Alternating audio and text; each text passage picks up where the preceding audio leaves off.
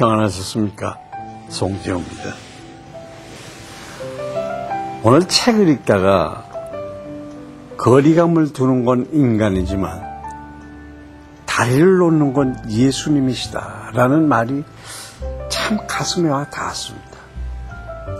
사람과 사람 사이, 좋을 땐 한없이 좋다가도 상처를 받거나 실망을 하게 되면 어느새 멀찌감치 거리가 생기곤 합니다.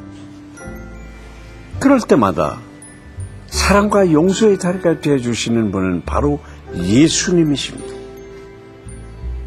혹시 서먹서먹하신 관계가 있으신가요?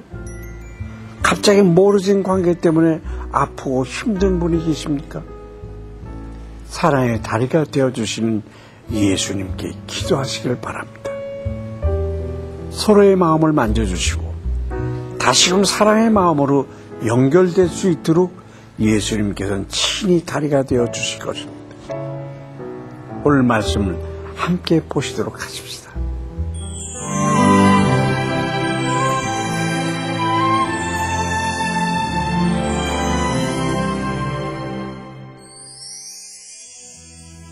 오늘 보실 말씀은 사도행전 21장 1절부터 14절까지입니다.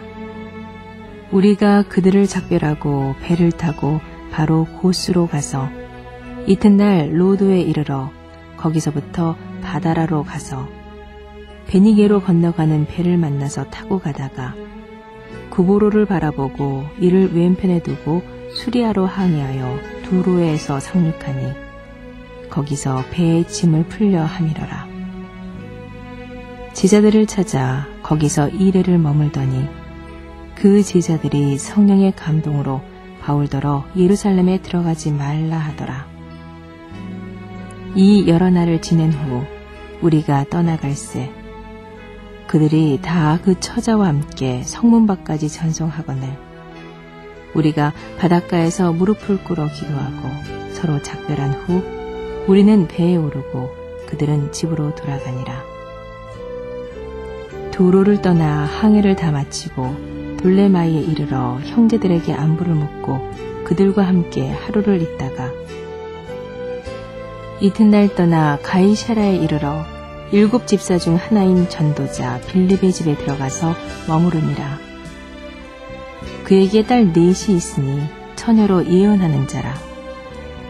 여러 날 머물러 있더니 아가보라 하는 한 선지자가 유대로부터 내려와 우리에게 와서 바울의 띠를 가져다가 자기 수족을 잡아매고 말하기를 성령이 말씀하시되 예루살렘에서 유대인들이 이같이 이 띠 인자를 결박하여 이방인의 손에 넘겨주리라 하거늘 우리가 그 말을 듣고 그곳 사람들과 더불어 바울에게 예루살렘으로 올라가지 말라 권하니 바울이 대답하되 여러분이 어찌하여 울어 내 마음을 상하게 하느냐. 나는 주 예수의 이름을 위하여 결박당할 뿐 아니라 예루살렘에서 죽을 것도 각오하였노라 하니 그가 권함을 받지 아니하므로 우리가 주의 뜻대로 이루어지이다 하고 그쳤노라. 1절에 에베소 장로들과의 헤어짐을 가리키는 작별이라는 말은 원어로 찢어 갈라놓는다는 의미입니다. 이것은 그들이 정말 헤어지기 싫었지만 하나님 나라의 대의를 위해 격한 이별의 감정을 참아내고 있는 모습을 잘 묘사해주고 있는 것입니다. 이같이 가슴 아픈 작별은 두로에서도 한 번 더 나타납니다. 두로에 정박한 바울은 그곳에 있는 신자들을 찾아서 교제를 나누게 됩니다. 그들은 불과 일주일을 함께 지냈을 뿐이었지만 그들 가운데 역사하시는 성령님은 그들을 피를 나는 형제보다 더 가깝게 만들어 주셨습니다. 두로 형제들은 이 헤어짐을 아쉬워하면서 아내들과 아이들까지 모두 데리고 나와 무릎 꿇어 기도하면서 바울을 전송하고 있습니다. 두로를 떠난 바울 일행은 곧장 팔레스타인까지 가로질러 가는 배를 탔기 때문에 생각보다 일찍 가이사라에 도착했습니다. 다행히 오순절까지는 시간적인 여유가 있었기 때문에 전도자 빌립의 집에 머물면서 휴식을 취하기로 했습니다. 그런데 그때 선지자 아가보라는 사람이 유대로부터 내려와서 계시를 통해 바울이 예루살렘에서 결박될 것을 예언했습니다. 계속되는 예언을 보면서 바울 일행은 바울에게 닥칠 위험을 분명히 알게 되었습니다. 그래서 이번에는 가이사랴 성도들뿐 아니라 바울을 수행했던 동역자들도 합세하여 예루살렘 가는 길을 눈물로 말리고 있는 것입니다. 그들은 바울의 안전을 염려하는 사랑의 마음에서 그렇게 할 수밖에 없었습니다. 하지만 바울의 결심은 흔들리지 않았습니다.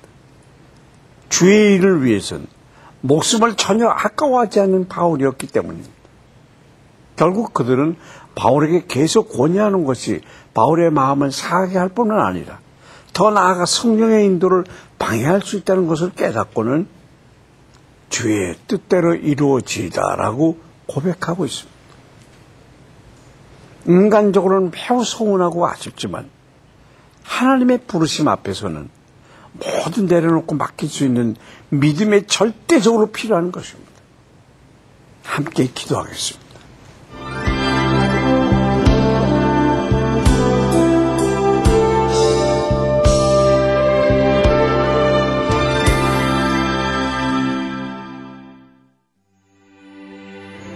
사랑이 많으신 하나님 아버지 감사합니다.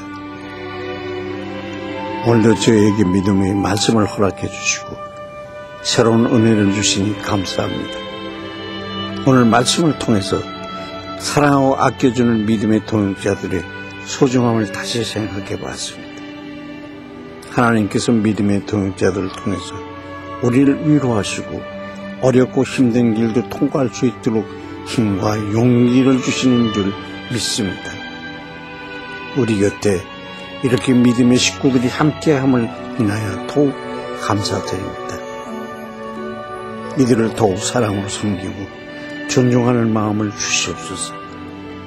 때로 인간적인 마음에 앞서서 염려하고 두려워할 때도 있습니다.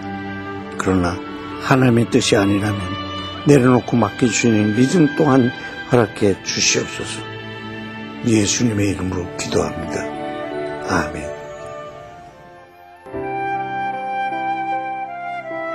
산 정상에 거주하는 꾸이양 мя오족의 삶은 고단합니다. 땅이 비옥하지 못해 곡식이 잘 자라지 않고 물가 또한 비싸기 때문입니다. 특별히 식수의 가격이 가장 비싸고 또 여자들은 몇 시간 가야 하는 거리에 산 아래 식수원까지 가서 물을 길어와야 합니다. 그래서 결혼하기 전 신랑의 집이 식수원으로부터 얼마나 떨어져 있는지를 먼저 파악하는 웃지 못할 상황이 벌어지기도 합니다. 정령 숭배와 무속신앙의 꾸이양 мя오족에게는 그들의 언어로 번역된 선교 자료가 없습니다. 작은 교회가 몇 군데 있지만 인구의 79%가 복음을 접한 적이 없다고 합니다. 꾸이양 мя오족의 선교를 위해서 기도합시다. 사람이 당당해지는 것을 방해하는 가장 큰 장애물은 바로 곁눈질이라고 합니다. 자기 자신을 친구나 동료들과 비교하는 곁눈질은 마음에 질투가 일어나게 하며 상처를 주어서 오히려 피곤하게 하는데요.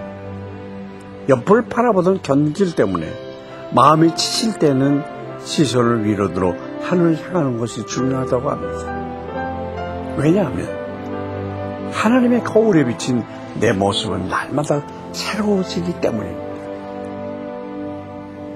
하나님을 향해 시선을 두고 오늘도 당당하게 걸어가는 여러분 되시길 바라면서 송재의 큐티동행 오늘 여기까지입니다. 감사합니다.